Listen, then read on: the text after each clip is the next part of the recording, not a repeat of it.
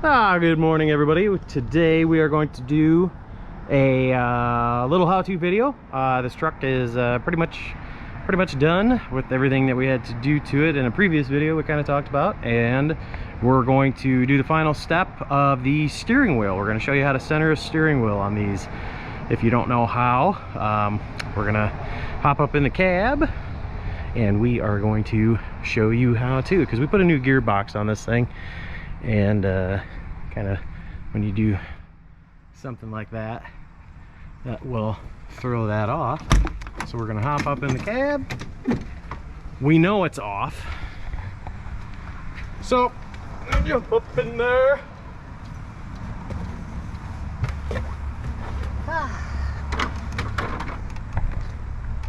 My wonderful assistant Travis today.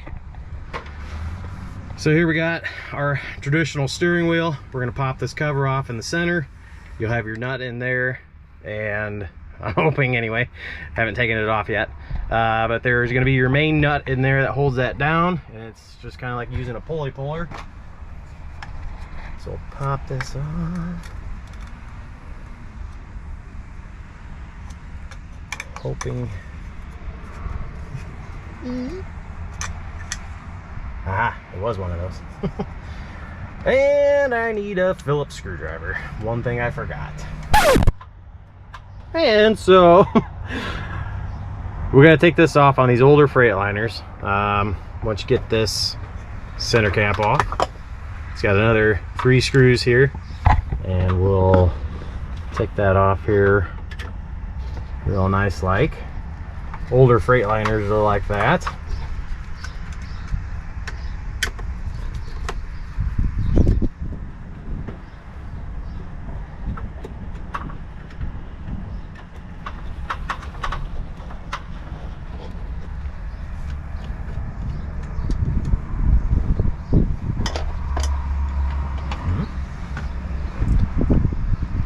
Just gotta pull that centerpiece out with the wire for the horn.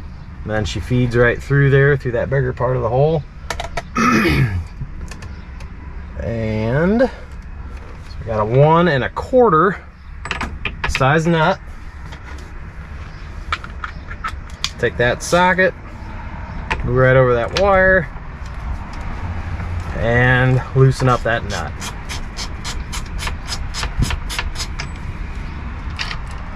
Take that off.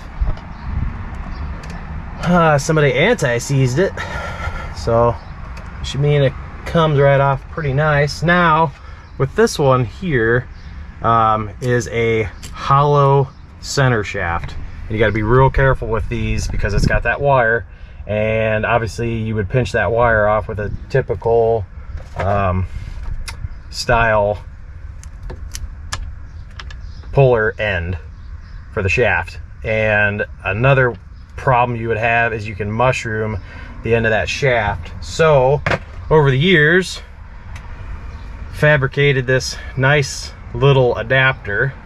It's cut through the center, it's got 2 nice little guides, and that sets right down inside that tube, and then your wire feeds right out through the side. You got a nice flat surface, protects your wire, doesn't mushroom the end of the pipe because it's pushing off of that, and it's got a nice even push. And then you can even turn it depending on how narrow the threaded bolts are for your puller, because I got that shaved down on each end. Super handy and a lifesaver. So next we got to find our threads out of our nice handy dandy toolkit from the one and only Harbor Freight. Just a typical bolt type wheel puller set, works real handy. I've been using it for probably, well, this is my 2nd set, but I've been using them for about 19 years this way, so it works.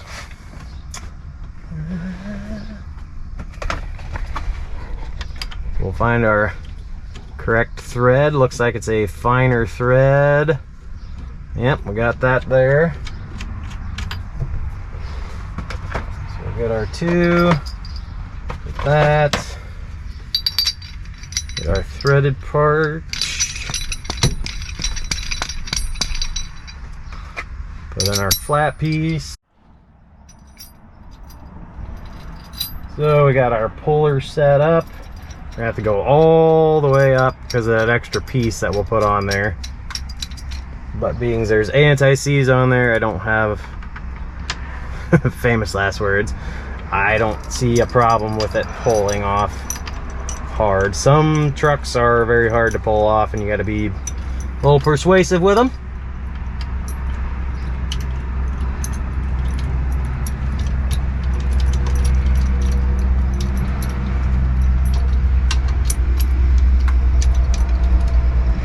Get those bolts set down, and you want to get them set down in there far enough because on some of the newer trucks, if you're running a Kenworth, I think some Peterbilts are that way, the actual base that those threads, those bolts thread into are aluminum, and if you're not set down in there far enough, it will pull those threads right out, and then then you're gonna have a fun day.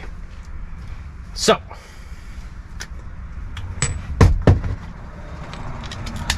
and for all you Volvo lovers out there, the newer trucks, they have airbags, so you can't do it this way. You got to do it down at the gearbox.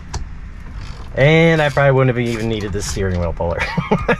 Literally, I probably could have did that with my hands. So she is loose. So now we go back.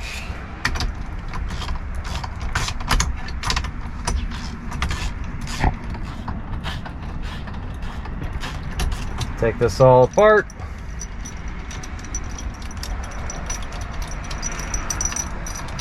And depending on how far off your steering wheel is,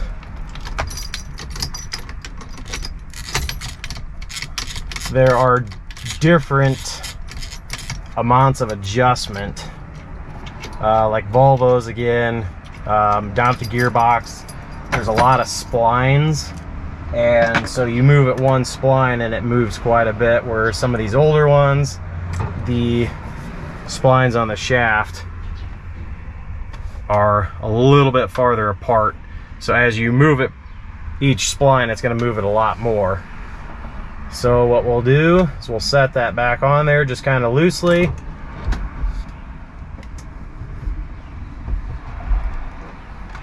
And you can put your nut back on there, again, kind of loosely. Depending on where you're at, you can go find a backcountry road and just kind of drive it real slow, kind of figure out your center, and then stop. You know, as you're driving, say it's this far off, that's your center. You stop, you take it off, you move it one tooth, get it straighter, drive it a little bit farther, you know, just kind of feel it out. That's the best way. Or if you got a big parking lot where it's nice and safe, and then after you get your final adjustment, you can tighten it down. All right, we are up in the truck, and we're gonna take this thing for a cruise around the country block, check our steering wheel, make sure everything's good, and we're gonna go along for a ride here. Turn it up. Who doesn't like a good ride in a Cabover? I know I'm not gonna raise my hand.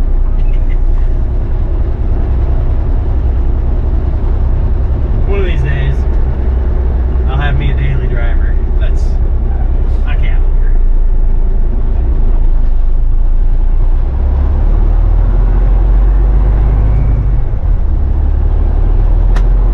Plus that way everybody can hear how this thing sounds. Hopefully you can hear me.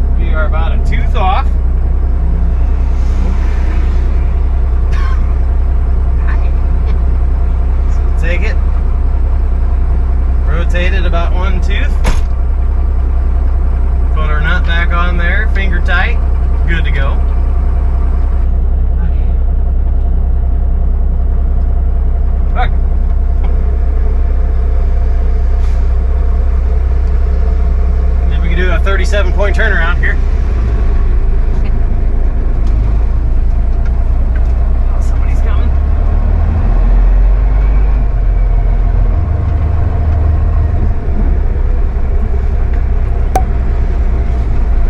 Good this way. Good thing this one has power steering. We've been in a situation like this before with no power steering. Took a lot longer.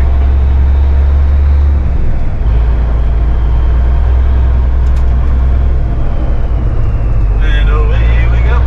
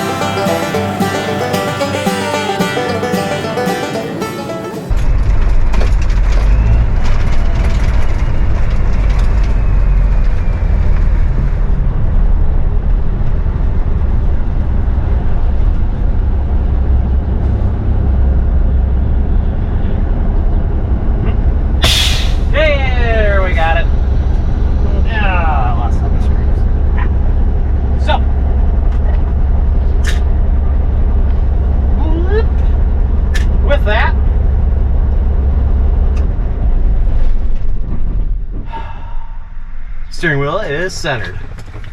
Take your ratchet, get yourself back in there, tighten it down,